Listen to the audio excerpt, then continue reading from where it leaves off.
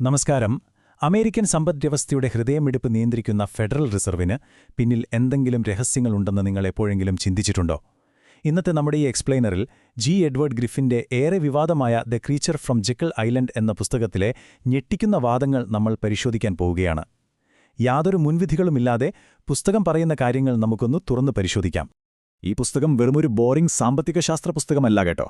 ഇതൊരു കിടിലൻ cinematic thriller പോലെയാണ് ഗ്രന്ഥകർത്താവ് അവതരിപ്പിച്ചിരിക്കുന്നത്. ആഗോള സമ്പദ്വ്യവസ്ഥയെ തന്നെ ചുരുളഴിയേണ്ട വലിയൊരു ക്രൈം സീനായിട്ടാണ് അദ്ദേഹം കാണുന്നത്. നമ്മുടെ നാണയവ്യവസ്ഥയുടെ പ്രവർത്തനങ്ങൾക്ക് പിന്നിൽ മനുഷ്യചരിത്രത്തിലെ തന്നെ ഏറ്റവും വലിയൊരു തട്ടിപ്പ് നടന്നിട്ടുണ്ടെന്നാണ് അദ്ദേഹത്തിന്റെ പ്രധാന വാദം. സാധാരണക്കാരായ ജനങ്ങൾ എങ്ങനെയാണിവിടെ ഇരകളാക്കപ്പെടുന്നത് എന്ന് പറയുന്ന ഉദ്വേഗജനകമായ ഒരു യാത്രയാണിത്. അപ്പോൾ നമുക്ക് വളരെ ബേസിക്കായ ഒരു ചോദ്യത്തിൽ നിന്ന് തുടങ്ങാം. അല്ല, സത്യത്തിൽ ഈ പണം എവിടെ നിന്നാണ് വരുന്നത്? ആരാണിതൊക്കെ ഉണ്ടാക്കുന്നത്? നിങ്ങൾ ചിന്തിക്കുന്നുണ്ടാകും, ഇതൊക്കെ സർക്കാരല്ലേ എന്ന്, അല്ലേ? എന്നാൽ പുസ്തകം പറയുന്നത് ഈ ഉത്തരങ്ങൾ നമ്മൾ വിചാരിക്കുന്നത് പോലെ അത്ര ലളിതമോ സുതാര്യമോ അല്ല എന്നാണ്. ഈ വലിയൊരു ഫിനാൻഷ്യൽ മിസ്റ്ററിയിലേക്ക് നമ്മളെ വലിച്ചിഴയ്ക്കുന്ന പ്രധാന ചോദ്യവും ഇതുതന്നെയാണ്. ഓക്കെ, അപ്പോൾ നമുക്ക് ഈ കഥയുടെ ഒന്നാം ഭാഗത്തിലേക്ക് കടക്കാം. ജെക്കിൾ ഐലൻഡിലേക്കുള്ള ഒരു രഹസ്യയാത്ര. ഇതൊന്ന് സങ്കൽപ്പിച്ചു നോക്കൂ. 1910 നവംബറിലെ ഇരുണ്ടതും തണുത്തതുമായ ഒരു രാത്രി. JP മോർഗൻ, റോക്ക്ഫെല്ലർമാർ, റോത്ത്ഷൈൽഡുകൾ തുടങ്ങി അക്കാലത്തെ ഏറ്റവും ശക്തരായ 7 സാമ്പത്തിക പ്രമുഖർ ന്യൂജേഴ്സിയിലെ ഒരു രഹസ്യ ട്രെയിൻ ബോഗിയിൽ കയറുന്നു. ആരും തിരിച്ചറിയാതിരിക്കാൻ അവർ ചുരുക്കപ്പേരുകൾ മാത്രമാണ് ഉപയോഗിച്ചത്. എങ്ങോട്ടായിരുന്നു അവരുടെ യാത്ര? ജോർജിയൻ തീരത്തെ അതിസമ്പന്നർക്കു മാത്രമുള്ള ജെക്കിൾ ഐലൻഡ് എന്ന അതീവ സുരക്ഷയുള്ള റിസോർട്ടിലേക്ക്. പുറം ലോകമറിഞ്ഞത് ഇതൊരു താറാവ് വേട്ടയാടൽ വിനോദയാത്രയാണെന്നാണ്. എന്നാൽ ഗ്രിഫിൻ പറയുന്നത് ലോകത്തെ മൊത്തം സമ്പത്തിന്റെ കാൽഭാഗം കൈവശം വെച്ചിരുന്ന ഈ വമ്പന്മാർ ഒരു വലിയ ബാങ്കിംഗ് കുത്തക സൃഷ്ടിക്കാൻ രഹസ്യമായി ഒത്തുകൂടിയതായിരുന്നു എന്നാണ്. വിശ്വസിക്കാൻ കുറച്ച് ബുദ്ധിമുട്ടുണ്ടല്ലേ? അവരവിടെ പോയത് എന്തെങ്കിലും പൊതുജന സേവനം നടത്താനായിരുന്നില്ല എന്ന് പുസ്തകം ഉറപ്പിച്ചു പറയുന്നു. അവർക്ക് കൃത്യമായ ചില അജണ്ടകളുണ്ടായിരുന്നു. ഒന്ന്, പടിഞ്ഞാറൻ സംസ്ഥാനങ്ങളിൽ നിന്ന് വരുന്ന പുതിയ ബാങ്കുകളുടെ മത്സരം ഇല്ലാതാക്കുക. 2, വെറും ശൂന്യതയിൽ നിന്ന് പണം അച്ചടിക്കാനുള്ള ഒരു സിസ്റ്റം, അതായത് ഇലാസ്റ്റിക് മണി സൃഷ്ടിക്കുക. 3, ഏതെങ്കിലും ബാങ്ക് തകർന്നാൽ പരസ്പരം രക്ഷിക്കാൻ തങ്ങളുടെ കരുതൽ ശേഖരം ഒന്നിപ്പിക്കുക. ഇതിലെ ഏറ്റവും ഇൻട്രസ്റ്റിംഗ് ആയ കാര്യം എന്താണെന്നോ? ഭാവിയിൽ വൻ സാമ്പത്തിക നഷ്ടങ്ങൾ വന്നാൽ അത് വളരെ നിയമപരമായി തന്നെ സാധാരണക്കാരായ നികുതിദായകരുടെ, അതായത് നിങ്ങളുടെയും എന്റെയും തലയിൽ കെട്ടിവെക്കുക. ഇതൊക്കെ നടപ്പിലാക്കാൻ ഈ പുതിയ സംവിധാനം ജനങ്ങളെ സഹായിക്കാനാണെന്ന് അമേരിക്കൻ കോൺഗ്രസിനെ വിശ്വസിപ്പിക്കുക മാത്രമായിരുന്നു അവർക്ക് ചെയ്യേണ്ടിയിരുന്നത്. ഇനി നമുക്ക് രണ്ടാമത്തെ ഭാഗത്തിലേക്ക് പോകാം.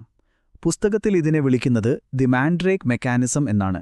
അതായത് കടം മാന്ത്രികമായി പണമായി മാറുന്ന വിദ്യ. ഈ പേര് കേട്ടിട്ട് എന്തെങ്കിലും ഓർമ്മ വരുന്നുണ്ടോ? ശൂന്യതയിൽ നിന്ന് സാധനങ്ങൾ സൃഷ്ടിക്കുന്ന പഴയ കോമിക് ബുക്കുകളിലെ മാൻഡ്രേക്ക് എന്ന മാന്ത്രികൻ. സർക്കാരിന്റെ കടപ്പത്രങ്ങളെ എങ്ങനെയാണ് ഫെഡറൽ റിസർവ് യാതൊരു അടിസ്ഥാനവുമില്ലാത്ത പണമാക്കി മാറ്റുന്നത് എന്നതിന്റെ അക്കൗണ്ടിംഗ് മായാജാലമാണ് ഗ്രിഫിൻ ഇവിടെ വിശദീകരിക്കുന്നത്. കേൾക്കുമ്പോൾ ഭയങ്കര കോംപ്ലിക്കേറ്റഡായി തോന്നാം, പക്ഷേ നമുക്കിതൊന്ന് വളരെ സിമ്പിളായി നോക്കാം. നോക്കൂ, ഇത് പ്രധാനമായും 3 സ്റ്റെപ്പുകളിലൂടെയാണ് നടക്കുന്നത്. സ്റ്റെപ്പ് 1, സർക്കാരിന് പണം ആവശ്യമുള്ളപ്പോൾ അവർ കടപ്പത്രങ്ങൾ അഥവാ ബോണ്ടുകൾ ഇറക്കും. ഇതൊരു തരം ഞാൻ നിങ്ങൾക്ക് പണം തരാനുണ്ട് എന്നു പറയുന്ന IOU ആണ്. സ്റ്റെപ്പ് 2, ഫെഡറൽ റിസർവ് ഈ ബോണ്ടുകൾ വാങ്ങും. പക്ഷേ അതിനുള്ള പണം എവിടെന്നാണ് കൊടുക്കുന്നത്? അവർ യാതൊരു ബാലൻസുമില്ലാത്തൊരു അക്കൗണ്ടിൽ നിന്ന് വെറുതെ ഒരു ചെക്ക് എഴുതി കൊടുക്കും. ആ ചെക്ക് എഴുതുന്ന നിമിഷം പുതിയ പണം അവിടെ ജനിക്കുകയാണ്. സ്റ്റെപ്പ് 3, സർക്കാർ ഈ പണം കൊമേഴ്ഷ്യൽ ബാങ്കുകളിൽ നിക്ഷേപിക്കുന്നു. ബാങ്കുകൾ അത് വായ്പയായി ജനങ്ങൾക്ക് കൊടുത്ത് പല മടങ്ങ് വീണ്ടും ഇരട്ടിപ്പിക്കുന്നു. ഇതിലേറ്റവും വലിയ ക്യാച്ച് ഇതാണ്: ആരെങ്കിലും കടം വാങ്ങിയാൽ മാത്രമേ ഇവിടെ പണം ഉണ്ടാകുന്നുള്ളൂ. അതായത് കടമില്ലെങ്കിൽ പണവുമില്ല. അതാണ് ഗ്രന്ഥകർത്താവ് പറയുന്നത്. പുസ്തകത്തിലെ ഈ ഒരു വരി ശ്രദ്ധിക്കൂ. ഈ യന്ത്രത്തിന്റെ മുഴുവൻ പ്രവർത്തനവും കടത്തെ പണമാക്കി മാറ്റുക എന്നതാണ്. ഇതിൽ നിന്ന് നമ്മൾ എന്താണ് മനസ്സിലാക്കേണ്ടത്? ഗ്രിഫിന്റെ അഭിപ്രായത്തിൽ ഇങ്ങനെ ശൂന്യതയിൽ നിന്നുണ്ടാക്കുന്ന പണത്തിന്മേൽ ബാങ്കിംഗ് കാർട്ടലുകൾ എക്കാലവും പലിശ വാങ്ങിക്കൊണ്ടിരിക്കും. സർക്കാരിനാണെങ്കിലോ ജനങ്ങളുടെ മേൽ നേരിട്ട് നികുതി കൂട്ടാതെ തന്നെ യുദ്ധങ്ങൾക്കും മറ്റ് വലിയ പ്രൊജക്റ്റുകൾക്കും പരിധിയില്ലാത്ത ഫണ്ട് കിട്ടുകയും ചെയ്യും. അതായത് നമ്മൾ സാധാരണക്കാരൊഴികെ ബാക്കി എല്ലാവർക്കും ഇവിടെ കോളടിച്ചു എന്ന് ചുരുക്കം. ഇനി അടുത്ത സെക്ഷൻ, ഭാഗം 3, ദ ബെയിൽ ഔട്ട് ഗെയിം, അതായത് ബാങ്കുകൾ തകരുമ്പോഴുള്ള രക്ഷപ്പെടുത്തൽ കളി. നിങ്ങളൊന്ന് ആലോചിച്ച് നോക്കിയേ. നിങ്ങളുടെ കയ്യിലൊരു കാറുണ്ട്. അതിനെന്ത് സംഭവിച്ചാലും ഫുൾ എമൗണ്ട് കവർ ചെയ്യുന്ന, നിങ്ങൾക്ക് യാതൊരു നഷ്ടവും വരാത്ത ഒരു സൂപ്പർ ഇൻഷുറൻസ് ഉണ്ടെങ്കിൽ നിങ്ങൾ ചിലപ്പോൾ വണ്ടി കുറച്ച് റഫായിട്ടായിരിക്കും ഓടിക്കുക, ശരിയല്ലേ? ഇതിനെയാണ് സാമ്പത്തിക ശാസ്ത്രത്തിൽ മോറൽ ഹസാർഡ് എന്ന് പറയുന്നത്. ഗ്രന്ഥകർത്താവ് ഈ ആശയത്തെ നേരെ FDICയുമായി, അതായത് ബാങ്ക് നിക്ഷേപങ്ങൾക്ക് ഗ്യാരണ്ടി നൽകുന്ന സിസ്റ്റവുമായി കണക്ട് ചെയ്യുന്നു. സർക്കാരിന്റെ ബാക്കിംഗ് ഉള്ളതുകൊണ്ട് ബാങ്കുകൾക്ക് യാതൊരു പേടിയുമില്ലാതെ ഹൈറിസ്ക് ലോണുകൾ കൊടുക്കാൻ ധൈര്യം കിട്ടുന്നു. പണിവാളിയാൽ രക്ഷിക്കാൻ സർക്കാരുണ്ടല്ലോ എന്ന ഈ ധൈര്യമാണ് ഇവിടെ വലിയൊരു ധാർമ്മിക പ്രശ്നമായി അദ്ദേഹം ചൂണ്ടിക്കാണിക്കുന്നത്. ഇവിടെയാണ് യഥാർത്ഥ ട്വിസ്റ്റുള്ളത്. FDIC എന്നത് നമ്മളെപ്പോലെയുള്ള സാധാരണക്കാരുടെ പണം സംരക്ഷിക്കാനുള്ളതാണെന്നാണ് നമ്മളൊക്കെ വിശ്വസിക്കുന്നത്. എന്നാൽ കോണ്ടിനെന്റൽ ഇല്ലിനോയ്സ് പോലെയുള്ള വൻകിട ബാങ്കുകൾ തകർന്നപ്പോൾ സർക്കാർ അവരെ രക്ഷപ്പെടുത്തിയ രീതി ചൂണ്ടിക്കാണിച്ച് ഗ്രിഫിൻ ഒരു കാര്യം പറയുന്നുണ്ട്. ഈ സിസ്റ്റം വൻകിടക്കാരെ രക്ഷിക്കാൻ മാത്രമുള്ളതാണ്. വലിയ ബാങ്കുകൾ പൊട്ടുമ്പോൾ ആ കോടിക്കണക്കിന് ഡോളറിന്റെ ബാധ്യത വളരെ സൈലന്റായിട്ട് ചെറിയ ബാങ്കുകളുടെയും നികുതിദായകരുടെയും തലയിലേക്ക് മാറ്റപ്പെടുന്നു. ലാഭം വരുമ്പോൾ അത് സ്വകാര്യ വ്യക്തികൾക്കും, വമ്പൻ നഷ്ടങ്ങൾ വരുമ്പോൾ അത് പാവം ജനങ്ങൾക്കും. എങ്ങനെയുണ്ട് ഈ കഴി? ഇനി നമുക്ക് ഭാഗം 4ലേക്ക് കടക്കാം. ദ ഹിഡൻ ടാക്സ്, അഥവാ പണപ്പെരുപ്പം എന്ന മറഞ്ഞിരിക്കുന്ന നികുതി. സ്വർണത്തിന്റെയോ വെള്ളിയുടെയോ പിൻബലമില്ലാതെ വെറുതെ പ്രിന്റ് ചെയ്യുന്ന പേപ്പർ പണത്തെയാണ് നമ്മൾ ഫിയാറ്റ് മണി എന്ന് വിളിക്കുന്നത്.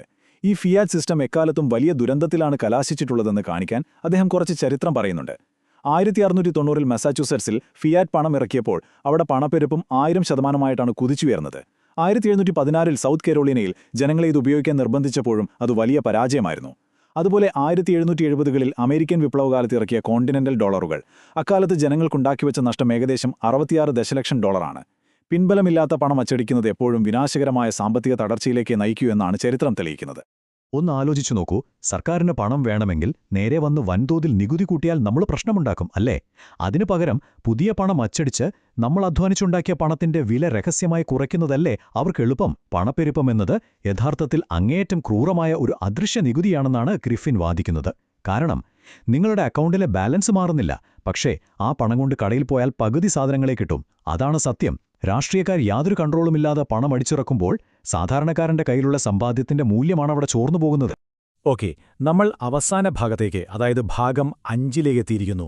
വ്യവസ്ഥയെ ഇല്ലാതാക്കൽ, അഥവാ എന്താണിതിനൊരു പരിഹാരം? ഇത്രയൊക്കെ ഗൗരവമായ ആരോപണങ്ങൾ പറഞ്ഞ സ്ഥിതിക്ക് ഇതിനൊരു സൊല്യൂഷൻ വേണ്ടേ? ഫെഡറൽ റിസർവ് പൂർണ്ണമായും നിർത്തലാക്കണം എന്ന് തന്നെയാണ് ഗ്രിഫിന്റെ അന്തിമവാദം. അതിന് അദ്ദേഹം 7 കൃത്യമായ കാരണങ്ങൾ പറയുന്നുണ്ട്. ഇതൊരു ജനവിരുദ്ധ കാർട്ടലാണ്, പലിശക്കൊള്ളയാണ് നടത്തുന്നത്, അന്യായമായ നികുതിയുണ്ടാക്കുന്നു, അനന്തമായ യുദ്ധങ്ങളെ പ്രോത്സാഹിപ്പിക്കുന്നു, സമ്പദ്വ്യവസ്ഥയെ തകർക്കുന്നു, അങ്ങനെ പോകുന്നു ആ കാരണങ്ങൾ. ഇതിന് പകരമായി അദ്ദേഹം പറയുന്നത് സ്വർണവും വെള്ളിയും പോലെയുള്ള യഥാർത്ഥ മൂല്യമുള്ള വസ്തുക്കളുടെ പിൻബലമുള്ള തികച്ചും സ്വതന്ത്രമായ ഒരു ബാങ്കിംഗ് സിസ്റ്റം വേണമെന്നാണ്. സർക്കാരിന് ഇഷ്ടമുള്ളതുപോലെ പണം പ്രിന്റ് ചെയ്യാനുള്ള അധികാരം എടുത്തുകളയുക, അത് മാത്രമാണ് ഇതിനൊരു പരിഹാരം. പുസ്തകം അവസാനിക്കുന്നത് വളരെ പ്രകോപനപരമായ ഒരു ചോദ്യത്തോടെയാണ്. ഈ ഭീകരജീവിയെ ഇല്ലാതാക്കിയില്ലെങ്കിൽ അത് നമ്മുടെ ശാശ്വത യജമാനനാകുമോ? നമ്മൾ ഈ അണിയറ നാടകങ്ങൾ മനസ്സിലാക്കി ഇതിനെതിരെ പ്രതികരിച്ചില്ലെങ്കിൽ ഭാവിയിൽ നമ്മൾ പൂർണ്ണമായും അവരുടെ സാമ്പത്തിക നിയന്ത്രണങ്ങൾക്ക് അടിമകളാകും എന്നൊരു വലിയ മുന്നറിയിപ്പാണ് അദ്ദേഹം നൽകുന്നത്. ഏതായാലും സാമ്പത്തിക ലോകത്തെക്കുറിച്ച് വളരെ വ്യത്യസ്തമായൊരു കാഴ്ചപ്പാടാണ് ഈ പുസ്തകം മുന്നോട്ട് വയ്ക്കുന്നത് എന്നുറപ്പാണ്. നമ്മുടെ ഇന്നത്തെ ഈ എക്സ്പ്ലെയിനർ നിങ്ങൾക്ക് പുതിയ ചില അറിവുകൾ തന്നുവെന്ന് ഞാൻ വിശ്വസിക്കുന്നു. ഇതിനെക്കുറിച്ച് നിങ്ങളെന്താണ് ചിന്തിക്കുന്നത്? മറ്റൊരു വിഷയവുമായി നമുക്ക് അടുത്ത തവണ വീണ്ടും കാണാം. നന്ദി.